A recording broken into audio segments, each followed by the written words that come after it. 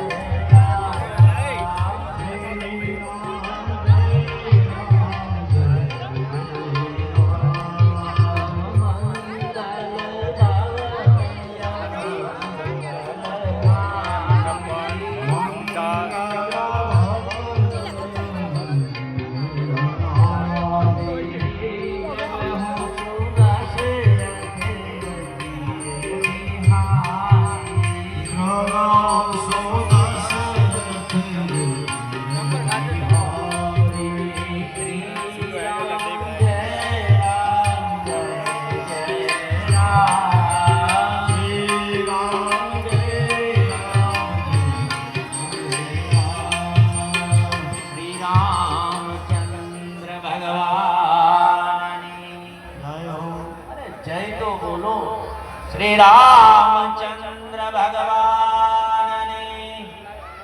આપણે જય બોલીએ ને તો ભોળોનાથ પ્રસન્ન થાય હો રામ ની જય બોલો તો ભોળોનાથ પ્રસન્ન થાય અને ભોળાનાથ ની જય બોલો તો મારો રામ પ્રસન્ન થાય ભગવાન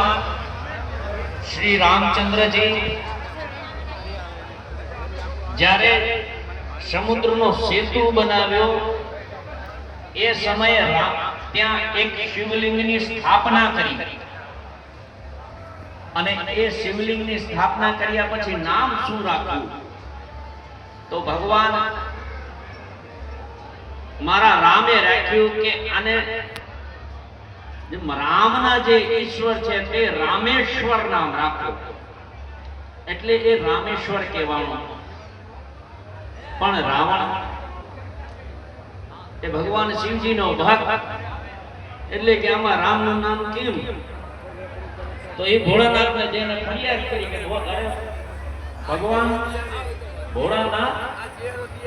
આને એનું નામ આગળ કર્યું અરે ગાંડા એનું નામ આગળ નથી કર્યું બોલે તો બોલે રામ જેનો ઈશ્વર છે ઈ કોણ બોલે ભોળો